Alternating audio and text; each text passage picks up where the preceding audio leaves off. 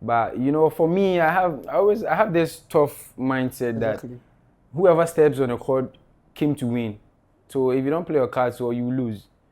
We were very united. Yeah. We did almost everything The together. teamwork was really great. and the positivity level on the team was on a high.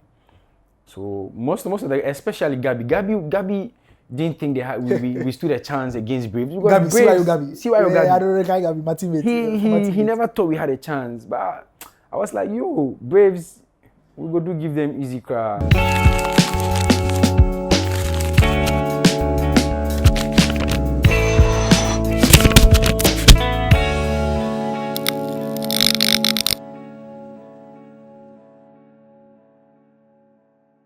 Hello, welcome to another episode of The Effect Beyond the Bounds edition. Today we are coming your way over the digital airwaves of YouTube, Instagram, TikTok, Snapchat, and all other social media platforms you can find us on.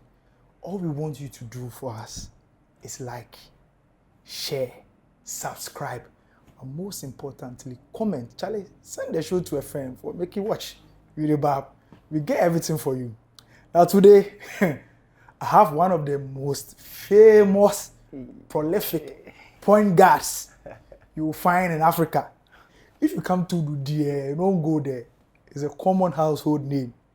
Ladies and gentlemen, I have Mohammed Ibrahim sitting on my hot couch, aka IB, aka Ghana CP3. Charlie, your AK is he passed 47. Charlie, how you go do it? Charlie, was everything cool, my brother? Everything nice, bro. Yeah, Charlie. Oh, where have you been, Charlie? Before we begin, Charlie, we've been around, you know, normal basketball stuff. That be what we do, so yeah. We've been around basketball this well. Yeah. Let's say that you did do some things, some go meetings. Necessary. Those things we normal, like everyday things, so yeah. But this year prisons then it was a bit hot and cold. You guys had we had some small, you know, bad season, you know, and we'll just work on it. It's one of those things, you know. Yeah, we just work on it. So next season, definitely, we have to come back stronger. Nobody has to tell us that. Yeah. Good. That's why we did here. We want to make the viewers here see how you begin, how you get the name CP3, how you even become your basketball journey. So how you begin now? Just make me know. I was just a kid in a neighborhood to do where everyone was, you know, involved with basketball. And growing up, we came to like the game because we saw our, you know, big brothers play, we saw some legends play, and we fell in love with it. But even way back then, I was more into N1 basketball, street basketball. So you would always find me at the cafe watching, you know, videos of Hot Sauce, Skip to My Lou and stuff like that. Okay. Yeah, okay. Then I came across one clip that involves Allen Iverson. And I fell in love with that guy. Yeah. That particular video I saw, it was a crossover, and I fell in love with that guy. And, you know, ever since I started modeling that guy, and then the love for basketball just shot up just like that. So it was Allen Iverson, and then the 2D neighborhood. So it be AI crossovers with the take duvet for the quarter. If you play Friday Stars or those days with the ABL. Normal. Those things are normal. AI really motivates more against motivates more. Yeah, oh, okay. Yeah. Okay, so you began from Tudu, like you said. Okay. Yeah, it was Galaxy. It started from Galaxy. I was in primary 2 decades ago. I was in primary, and then we started actually with, I don't know if you know Coach Hashim. I know Coach Hashim. We started with his brother. Customs. Yes, Customs. We started with his brother, and he took us through some training for a short period, and then I think because of work he couldn't continue, and then Hashim came on board, and since then, you know, it's been history. We've done so many things together. Big ups to Coach Hashim. He's done a lot for so many kids a lot of flowers. Into and beyond. Yeah, so we started from Galaxy right there, and then this is where we are now. Okay, so you moved from Galaxy, then you moved to Tudu Magic. Yeah. So Tudu Magic is like the senior team. Galaxy is the academy, the developmental stage, and then we have Magic, the senior side, because they were playing in Division 1. So Galaxy, you normally play in either we had the junior league then, and then Division 2 came along, and then Division 1. Yeah, so from Galaxy to Tudu Magic, and I'm a Reformers now. Even Galaxy, Charlie boys were stubborn in Galaxy. I remember seeing you were playing, right? Guys. Yeah. The ball, they ran. Galaxy days were very massive and enjoying, because we used to train only on Saturdays. Okay. And you come into the court Saturday to see Coach Ororo handling us. You get to see the seriousness we had in us and the discipline aspect of the whole thing. So training once a day, you should know what every coach should expect from you when you step on the floor. You're giving all your best, because it's just once a day. So you have to be ready. 7 days, you have only 1 day to train. And Coach Mohammed Ibrahim, Ororo, he did great works with us. He's done so much for us. He sacrificed a lot of time for us to develop and be who we are now. I'm not the only person. A lot of people can testify. So that's great. It's good you are giving them your flowers now. Yeah. And I know you have been doing that way before even coming here. Oh yeah, so, yeah. And I'm sure viewers will get to see some of them. Some of them will be like, who's Coach Ororo? Who's Charlie? Those boys and them are days and they play. Okay, so that's good. So who on the team? Let me say, Tudu Magic. Were you very close to, or let's say, was a competitor? I wouldn't say a competitor, but we always want the best from each other, and I think that would be Steven. Steven, yeah, I was very close with Steven because we moved from Galaxy to Magic. We moved together same year. Oh, so, okay. Yeah, he was my co-captain then. So definitely all the time, if it's not basketball, we are mostly spending time together. So the closest person I was with is Steven, definitely, yeah. Steven. So if I say today, make you and Steven play one-on-one, people go put friendship aside then. The funny thing is, it got to a point we had a fight because of basketball. We had a fight. We normally play on Sundays. The hood niggas play on Sundays, and I think I was beating his squad, and he got furious, started throwing elbows and stuff like that. And when I cast my mind back then, I was like, yo, it was... no need. It wasn't easy. And the funny thing was, Coach Hashim was somewhere watching us. And he was enjoying it. I remember I just dashed somewhere to pick a stick. And then Coach Hashim saying was like, if I use the stick on him, immediately I dropped it, because then Coach Hashim, discipline level, strictness was top notch. You guys have to handle yourself on the court. Once it happens on the court, that's it. That's what happens on the court. That's it. If you go beat them, so that day he's call you or you score. I win. Are you sure? You go fit testify. If I bring Steven for you, it be the main reason why he start using elbows. Because when you are losing against someone who is less than 6 feet tall, and Steven is about 6'2", 6'2", 6'3", and you the bad, so he had to use the elbows and stuff. You go invite Steven. It's one of those things. Sure, he has to come on the show. If you don't watch, we go invite you here. Anyway, so if I dare you to mention your best 5 Tudu players you've played it, they necessarily don't have to come from Tudu, but maybe they would have played Galaxy and they would have played Tudu Magic. Best 5, I'm putting you there. I know some boys, if you don't mention my names, so I be me and you play almost 7 years. You don't mention my name. Best 5, that's a tough one, but Steven is definitely going to be there. Steven. So is he going to play the guard position, or if you? Okay, I'm not included. You are included. Well, if I'm included, definitely. The one position I'm there. CP2. Yeah, so shooting guard, I'll go for Nikwe. Nikwe was a very good shooting guard then. I enjoyed Nikwe, he's in Braves now. Yeah, he was in Braves, I think, 2 seasons ago. Okay, yeah. I know that Nikwe. Yeah. I know that Nikwe. I'll put Nikwe at the 2. I'll put Steven at the 3. I'll put Clock at 2. Clock used to play for... Yeah, Clock played in Magic, I think, a season or 2. Yeah, I remember. So I'll put me 1, Clock 2, I'll put Nikwe 3, I'll put Steven at the 4, and then Desmond at the 5. This team there, you go play Miami itself. And the funny thing is, with Magic, we don't really have, even in Galaxy, we didn't really have the centers, tall guys to play the center. So you might have someone who is 6'4" playing at the center role. But they are very good at catching rebound. If you're there, we will just screw you. And one thing about you guys, you guys actually had the fundamentals. So it wasn't really about height. Exactly. They're doing the boxing out all right. So one person can box and that person is catching the rebound. Exactly. So you necessarily didn't, even though these days, I see a lot of them are. Yeah.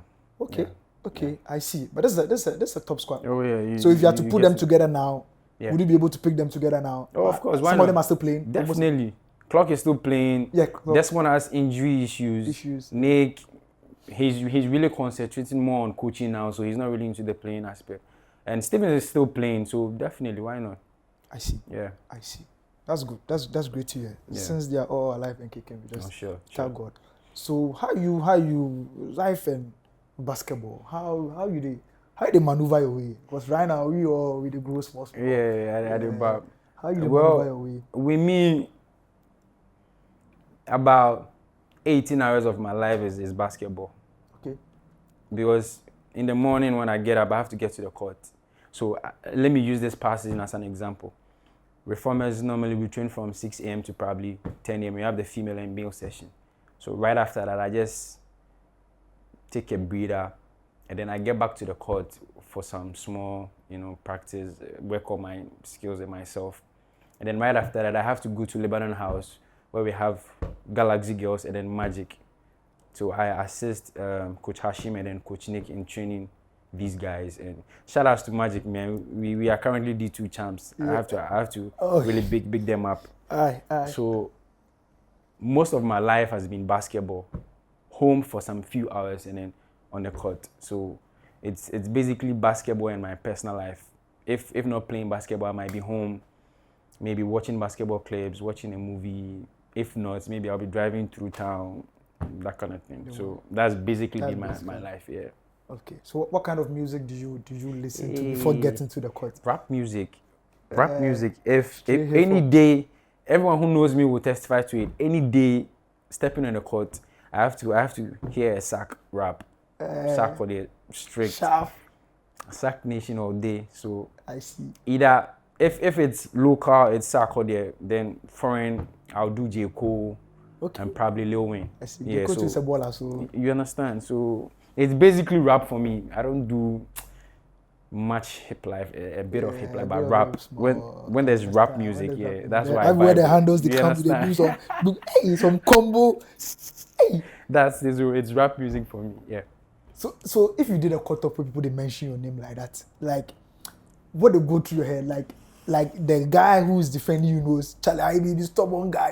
If you left him, so the guy they come, but say I don't go if you could come.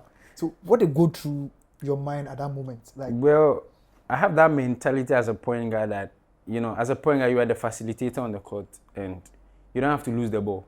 Exactly. So I have this strong mental toughness that when I have the ball, I don't have to lose the ball. My days in Galaxy and Magic, it will be very difficult for you to steal the ball.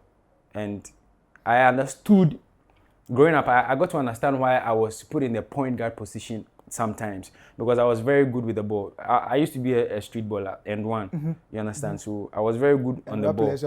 So to cross the line with the ball, it was so quite easy. And the funny thing too is, back then I would have to cross you before maybe I'll pass the ball. I'll cross you up. That was if you how it was then. You understand? You understand? So it's been that way. So whoever I face, whoever comes to defend me has to know that with the ball, you might limit me in a way, but to take the ball will be very difficult. Very difficult. Yeah. So that's the mental toughness that I always have with me. And I don't think it's slack. It's based on your training as well. Of course, definitely. You said you spend almost more than 10 hours of your time. You understand? On the basketball court too. I wouldn't say I'm talented. I'm not a prodigy. All you see, all anyone has ever seen has been hard work. I don't think if I didn't put in a lot of work, I will be where I am right now. And I don't think I will not even get a chance to be on your show. Exactly, you understand? Exactly, yeah, so it's all hard work. If you don't work hard, Charlie, there's even a saying when talent fails to work. Hard work, Charlie. Yeah, so you understand. I see. And in this country, right, be say them born you are, then you play. I don't say to do. It'd be very easy for you to pick up basketball, but it's very difficult. I started with football. I started with football. Oh, really? Yeah, I was a goalkeeper then. Growing up, I was a goalkeeper. You wasn't happy with diving on concrete floors and stuff. It wasn't easy. Oh boy. Yeah. I used to play football. I started as a footballer. Then, we used to play football and there's a basketball court. Back then, you can't get on a basketball court. Who are you to get on a basketball court? You have Coach Boogie, the seniors. So you just come and play. You just come and play football. If you chance on a basketball, you just take a dribble in between your legs, do your catch, and you just drop it. back then getting on that court was the only privilege you get to get on a court is maybe you're going to get rebounds for someone who Somebody shoots. shoot. Exactly. Then you go do some small layup, then you catch. You back. Because if you do too many back. times, the person go take what you. So yeah, that's it. I started with football, and then my dad got to realize that I really like basketball more than football. He got me gloves, boot, jersey, and all of that. I remember it was Kindoku, under 13 or so, something like that. I went for training once, and I didn't go. And luckily, we had a curtain raiser for Milo Actigen E way back. And I think a friend saw me on TV. So the next day he came and was like, hey, Papa Seydou, I saw your kid on TV playing basketball. And from there, he got to realize, no, this kid likes basketball. Let me just give me air. So that was what happened. I see. And I now understand why people they call you like that. So, Ibe, on this show, we have a special segment called the Beyond the Bounds moment. Yeah. So this moment speaks about the point in your life where you had to make a decision or decide on the path you had to go to, whether right or left. It could have been injuries or it could have been a decision about school or choosing basketball. So we want to find out from you, what is that Beyond the Bounds moment? Okay, my Beyond the Bounds moment was the point whereby I had to choose between basketball and then the classroom. You know, I studied education in school, so I had to either go the teaching way or the basketball way. And basketball has done a whole lot for me, so it was kind of not easy for me, because even then, when I was in school, I had a shoulder injury. I think this will be the first time I'm disclosing this. Okay. I had a shoulder injury and it altered my shooting form. So I had to work extra hard to shoot comfortably. So the injury that I had, holding the ball felt a bit heavier. So I had to, I think I had to get 3 or 4 shooting forms to practice, and then see which one will be more comfortable. Yeah, the one I'll be more comfortable with. But thanks to myself, at least I'm comfortable with all the 4. I see. Yeah. So when that period came to choose between teaching and basketball, I was thinking about the injury aspect. And then, of course, I enjoyed teaching. When I had my teaching practice, I enjoyed it very well. So I had always wanted to still continue with the teaching. But like I said, basketball is a no challenger for me. So I had to still follow basketball. So I bought the prisons forms. The very first time it didn't work. So the second time I was like, I'm not doing it again, because, you know, I had the opportunity to be recruited the first time. I think I went for a Justified. I went with Nikwe. And we were picked, but we didn't hear anything. Then the next year they were like, there's another recruitment, blah, blah, blah. So I was not really moved to still, you know, get into it. But the previous year was when I had applied for the GES, but I didn't follow up because of the prisons work, and then that one casted, and then the following year they came back again. So I think it was Coach Ororo and Coach Hashim. These 2 guys, you know, they've been very pivotal in my life and development in basketball. So they spoke with me and then left me to make a decision. So it was basketball all day, so I chose basketball and then joined Ghana Prison Service, where I play basketball for the service. Wow. So that's my Beyond the Bounds moment. It wasn't easy though, but that's some tough shoes to wear. You understand? People figure say that basketball, we wake up now, then we just go play. Sometimes injuries and stuff. When I play, if you ask you, this thing, no, you have to cry. You need to pay. And it got to that point whereby my mom was like, you go and come every day. You don't bring anything home. So why are you still... Go. You get it. And the only point whereby she was cushioning a bit was when maybe we go for these are fashion games and stuff like that. We are giving products. I bring you home. Sometimes maybe you go and then maybe there are some prizes. You get it. You bring you play. Home. So you say maybe they come house every day. If you come plus, me like this, then me that time that shot. So if they come house, then nobody will come tell me say, "Challenge them, no play." You get me. So we then they on a neck talk. You bar. But for you at least when we go physically, people can't tell me, "Chalo, you understand?" And I think she's a bit okay now. She's not all that okay. She's a bit okay now because I still play basketball, and it's through basketball that I got a job. So when she hears that, then she's like, oh, okay, at least it paid off. Yes, it's so, paying now. yeah. So I beg the viewers way, really they play basketball, they venture into basketball. Sometimes if they go training early morning, they can challenge from they feel wake up. So because they don't call him CP3. So if you understand, because CP3 the level he did, where they call IB CP3, because the time he they wake up, they go evenings he's coming home late. Charlie, sometimes we see some of the kiddies, Charlie. Try do something for them or like encourage them in a different way. Like that reminds me, I had an issue with my girlfriend back then. I lost her some years ago though. Oh wow. And she always had a problem with me coming home late. She's like, do I have to come home at this time? I'm like, yo, you can't compete with basketball, so please, you be in your lane and let basketball be in its lane. Because if I should tell you what basketball has done for me, you know what wrong. You understand. The girls they go argue plus you. Yeah. And any lady that has been in my life at a point has an issue with that until I talk them over and over and over. Then they get to understand that I can't compete with basketball, so let me be here. When it's time, I'll enjoy my. If I just join you, follow you. You don't understand. You don't understand. Yeah. I get my guy right now. They want explicit. You know what? Just follow me. And the girl follow. You get that. Every time they go, I'll go. Yeah. Oh, I see. That'd be nice. That'd be nice. So that brings that. Since you made that decision to join prison, then let's get into prisons. Then. Yeah. So, how have you seen prison so far? So let's put it this way. So in your first year, that's when you guys won. Yeah, we won our championship. Yes, you, Amoto, NK, Scaloy, those were the pivotal players back then. So, in that first year, did you ever envisage that you see yourself to have won that mega trophy? Because at that point in time, there was Braves. Yeah. At that time, there wasn't Spinters, and I think you were in D2 then. So there was Braves, and Braves was winning it unbeaten like how many years? Yeah, so many years. Almost more than a decade. Over 2 decades. Two decades, exactly. Yeah. So in that first year, when you guys were getting there, did you have any idea that you guys were going to win it all? Frankly speaking, a lot of the guys didn't think we had a chance against Braves. But for me, I have this tough mindset that whoever steps on the court came to win. So if you don't play your cards well, you lose. So if there's anything you have to do right, you have to do it right to get whatever results you need. And then after the game 1, that was where they realized, no, we can really do this. And what really also did it for us was the unity amongst us that time. We were very united. Yeah.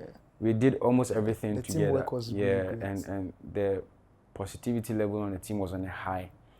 So most of the, especially Gabi didn't think we stood a chance against Braves. Gabi, see why you Gabi. I don't reckon Gabi, my teammate. He never thought we had a chance, but I was like, yo, Braves, we go do give them easy crowd. Gabi and Kasai, sometimes that be how you understand. don't really get him like that. And fact check, that season, that 2020 season, no, was it 2021?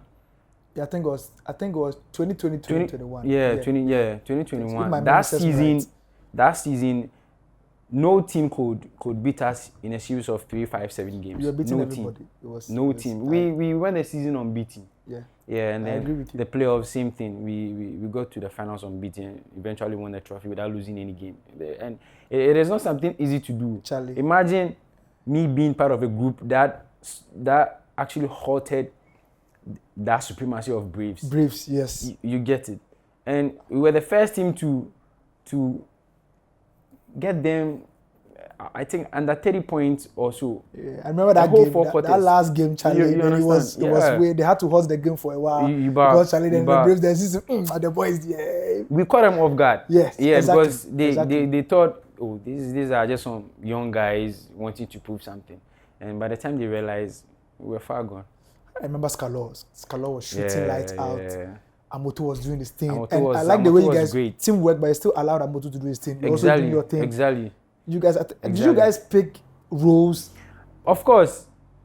I wouldn't say I'm bragging here, but it got to a point. I had to make my teammates realize, this guy is a go-to guy. Yes. He can carry us. So let's do everything possible for him. And I remember Gabi always makes fun of me with this thing. In game, I was drawing up plays because we had to make Amoto feel comfortable no matter what. Exactly. You get it. So if anybody could watch those games, immediately I cross the line, I'm looking for Amoto. Pa, you do free. Anytime I cross the line, he's the first person I'm looking at. If it's not him, then I'm looking at NK. You get it. So we just have to understand that this guy is a go-to guy. We have to go through him to be wherever we want to be. And he also was delivering. Massive guy. He did a whole lot for us. Yeah. But for viewers, I understand. For superstar, I've been on teams. Yeah. I've just been on 2 teams. Yeah. I've not played on other teams because I didn't want to move. And on our team, we had superstars. Or how difficult is it for you to say, no, right now, this guy be like say be easy for him to score. So let me not do it and just give it to him. Like I know it's very difficult because I won't say ego, but with me I go fit do am. I dey do am. Everybody knows say I be a superstar. Yeah. Why this time make I take give Amoto? I'm a point guard. And a point guard, your main job is to distribute the balls, give assists, Make it easy for others to score. And I didn't see it to be a big deal getting my teammate comfortable to score instead of me scoring. You scoring. And Amoto himself and Gabi Scalo especially, they had issues with me. Always passing because they were like, you go fit score some. So why? I'm like, if I give you an assist and you make a basket, it's the same thing like me making a basket. So what's wrong with it? And they didn't understand until we won that championship. And then you get it. And then they got to understand that whatever I was doing, it manifested. Whatever I was telling them, it manifested on the court. You get it. Okay. And I'm somebody I can coexist with any star. Once I understand, it's all about role playing. Once I understand my role, I think we are good to go. And I'm not that type who would want to force things. No, I really want to feel comfortable with whatever I do. So if I really have to give 20 assists for us to win a game, I'll do it than me trying to get the basket myself. Wow, that's good. So it wasn't something tough for me. It's something you have been doing even way before you had superstars on your team. Yes. That's because this is the Charlie, the youngins. Beside the call out and anything, but the youngins this is Charlie. They really agree. Play, they can play, but how to play is they don't know when to move, when to say no. This one, dear, I forgive it. I'll make somebody. They won't do everything. They won't dunk. They won't shoot. They won't. You give up the ball. Yeah, that would be the. But anyway, to say this, I think when they watch this, it's something they can add when they are training. Yeah. They should. People train to pass the ball. Yeah, exactly. I've seen CP3 train, and you've carved your game through CP3. I learned everything you said. Yeah. So I know I've not seen you train with passing, but I know you train on passing because I know you're a very good passer. Yeah. So I've seen John Wall had 1 hour training. And it's only passing.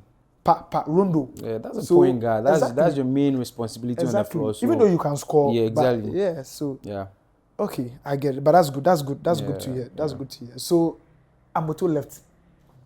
After that glorious year. Amoto left. The first year, you guys didn't struggle too much. Yeah. You guys didn't struggle. You were still playing 2 for 2. But after a year, and even this year, I think the form had. This year was worse because it was the first time we were not making a top 4. Yeah, so when Amoto left, it was up to us to know who was a go-to player, who we can go through, comfortably to get a bucket. And I personally think that was where you guys had a challenge. Yeah, we had a challenge because Scalo is there, NK is there, I'm there, Gabi is there.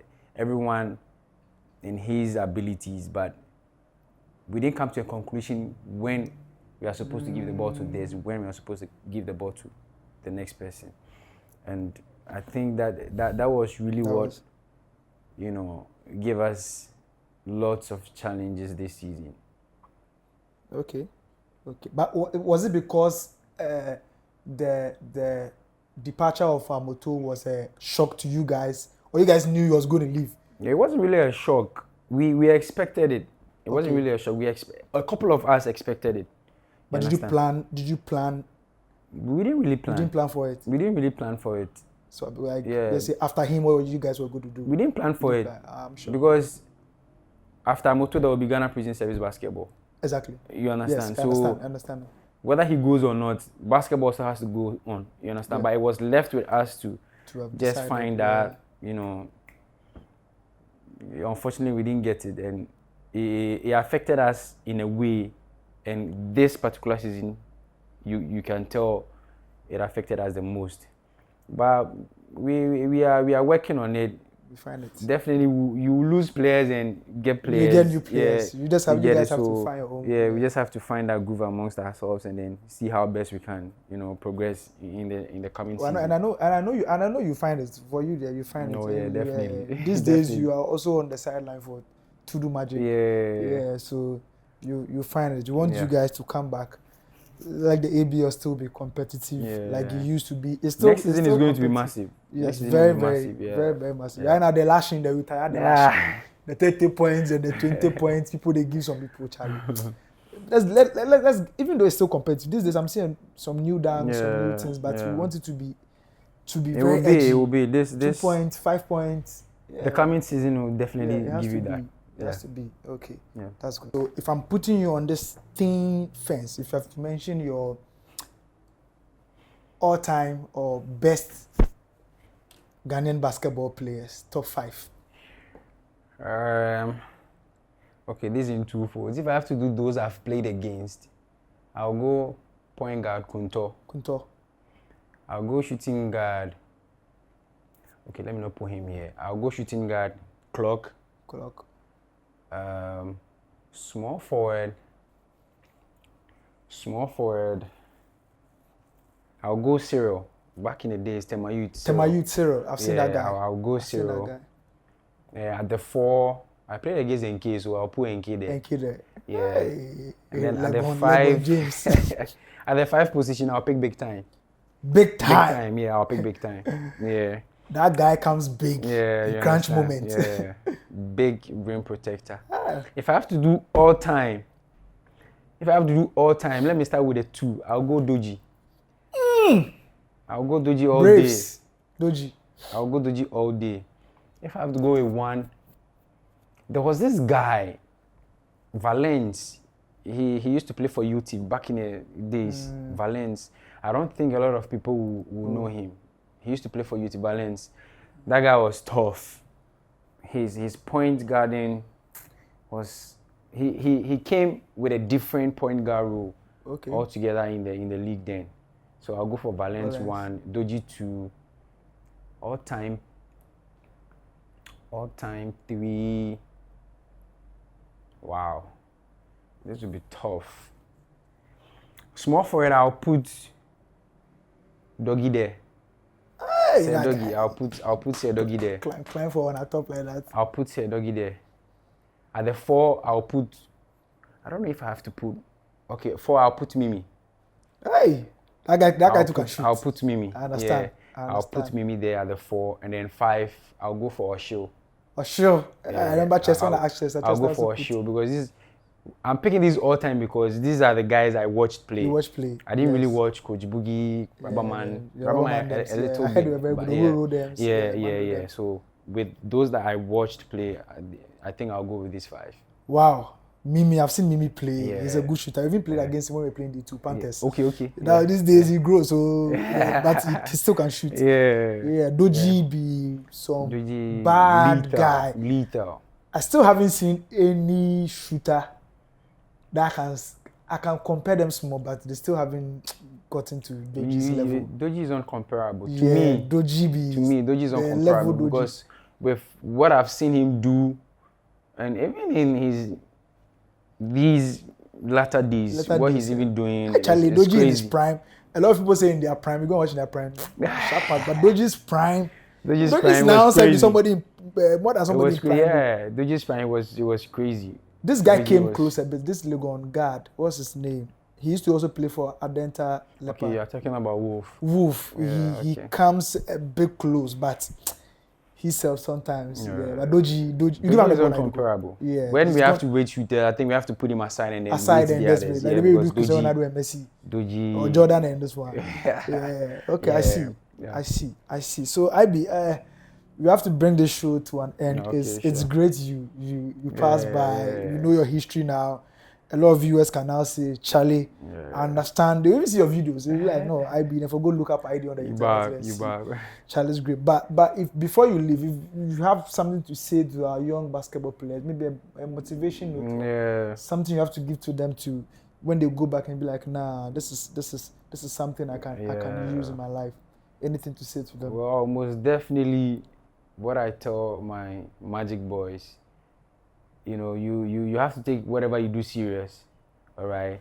And if you really have to succeed, you have to put your creator first, you know. And then if you do that with hard work, discipline, and then determination, I think you are good to go. So hard work, discipline, determination, whatever you do. And then if you climax it with, the Almighty, I think you are good to go. Wow. So that's a great message. Very great message. Yeah. Let me just summarize it for you. So viewers, like you said, your creator, the Almighty, first, hard work, determination, and be disciplined. Yeah. Whatever you are doing in this Yeah. life, Ivy said, be disciplined. It be CP3 and Cousin Way talk. So you guys, so ladies and gentlemen, this is how we draw the curtains for the effect beyond the bounds Yeah. edition. Or if you want to see IB, all you have to do, this one that we humbly plead, subscribe, like, comment. And most importantly, if you want to watch IB today, and the things he has said, let what he has said have an impact in your life. Ladies and gentlemen, the effect beyond the bounds edition.